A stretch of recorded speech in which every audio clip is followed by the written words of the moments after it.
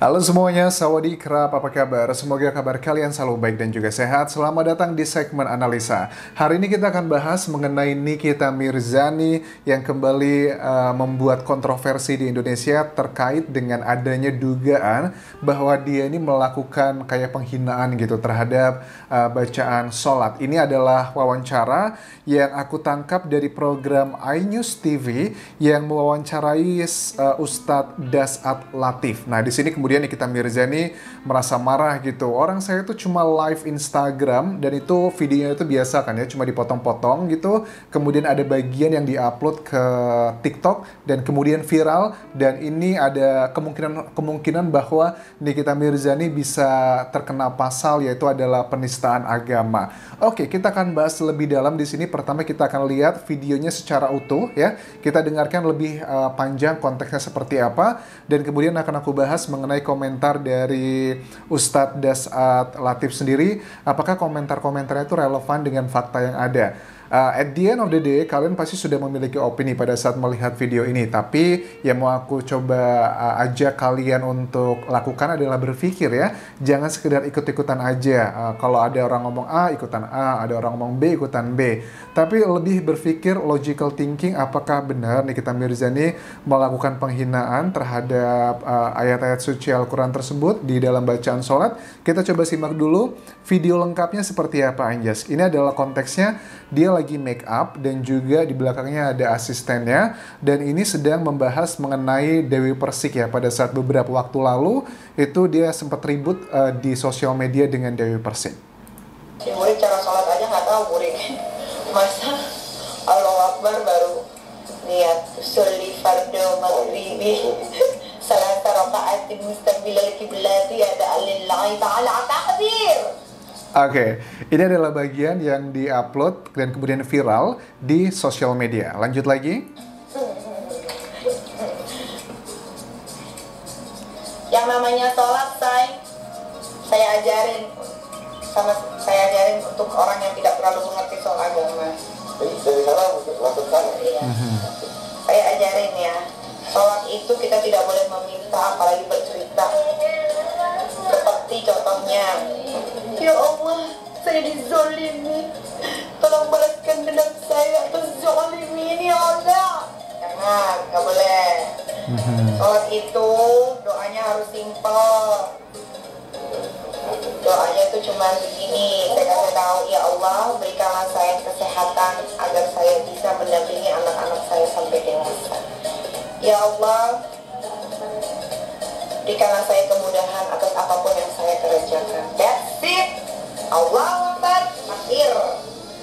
Oke, itu adalah bagian yang aku nilai cukup utuh ya untuk menggambarkan tentang video viral yang mengenai potongan tersebut yang dinilai adalah bukan sedikit, sebagian orang melihatnya adalah itu melecehkan bacaan sholat, Anjas. Tapi kalau secara pribadi ya, aku melihatnya di sini adalah niatnya Nikita Mirzani tidak ada untuk melecehkan agama Islam atau sholat tertentu, tapi pada saat itu dia sedang membahas adalah Dewi Persik. Tapi mungkin memang karena yang namanya komunikasi itu bahasa gitu kan ya, bahasa saat kita ngobrol, saat kita berkomunikasi, kata-kata itu paling hanya berpengaruh sekitar 60% lah, atau 50-60%. Tapi yang bisa lebih ditangkap maksudnya adalah ekspresinya, intonasinya. Nah, ini adalah hal-hal yang menjadi kontroversi yang membuat sebagian orang Indonesia, apalagi kita kan negara timur kan ya, masih sangat tabu lah dengan hal-hal begini. Dan membahas mengenai agama itu sama sekali hal yang harusnya di-avoid gitu, di-avoid itu jangan dibahas gitu lah ya. Tapi menurut aku nggak juga sih, karena kita sudah semakin maju, semakin modern, ya dibahas aja lah, karena adalah proses pendewasaan kita, masyarakat Indonesia. Nah, kemudian kita coba simak nih keterangan dari channel Official News. Ada beberapa bagian yang menurut aku setuju, tapi juga ada yang tidak aku setuju dari pernyataannya Ustadz Dasat Latif. Oke, pada saat aku bilang ada yang setuju, ada yang tidak setuju, kita ya namanya juga manusia kan ya. Jangan lihat siapa yang berbicara, tapi lihat apa yang dibicarakan. Menurut aku ini lebih fundamental. Nah, kalian sebelum kita lihat ke situ, kalian juga harus tahu dalam hukum sebenarnya apa sih, Anjas, artinya penistaan agama atau blasphemy ya. Ini merupakan tindak penghinaan, penghujatan, atau ketidaksopanan terhadap tokoh-tokoh suci, serta artefak agama, adat istiadat, dan keyakinan suatu agama yang hanya didasarkan pada pendapat pribadi atau di luar kompetensinya. Oke, apakah Ustadz sudah pasti itu adalah kompetensinya? Menurut aku tidak semua Ustadz ya, karena Ustadz sekarang juga kan ada banyak tuh ya. Dulu zaman aku kecil yang namanya Ustadz itu harus sudah menguasai, mungkin hafal Al-Quran berapa chapter, berapa bab begitu. Tapi kan sekarang banyak juga yang artis-artis yang hijrah langsung diberikan label Ustadz, padahal juga kemampuan knowledge-nya dalam bidang agama juga belum tinggi. Untuk menjadi orang yang ahli dalam bidang agama, menurut aku tidak hanya sekedar label Ustadz atau bukan, tapi juga ada sekolahnya, ada tafsir hadis, tafsir Al-Quran, bahkan sekolah sampai S3 di Kairo gitu kan. Jadi untuk menjadi seorang expert, kategori di sini bukan mentang-mentang dia punya label Ustadz, dia langsung expert. Menurut aku tidak seperti itu. Tapi kita simak dulu keterangan dari Ustadz Dasat Latif pada saat diwawancara di iNews TV. Ini adalah bagian yang membuat Nikita Mirzani marah dan juga kontroversi nih. Mayoritas ulama menghukuminya orang yang mencandakan syariat, mencandakan bagian-bagian dari diantaranya sholat, itu dihukumi bisa menjadi keluar dari Islam. Oke.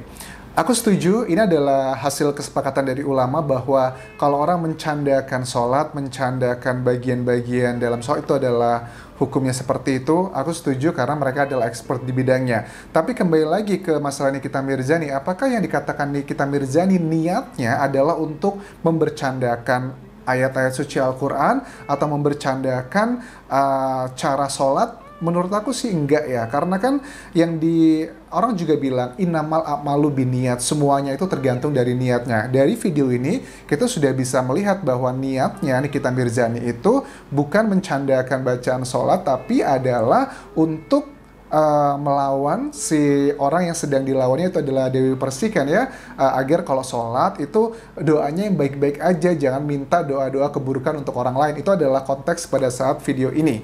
Oke, apakah Nikita Mirzani termasuk dalam kategori bercandaan atau enggak? Tentunya butuh pendalaman lebih lanjut ya. Kita tidak bisa hanya serta-merta A bilang B, kemudian semuanya ikut B. Oke, bagian yang kedua lagi kita simak di wawancaranya di iNews TV.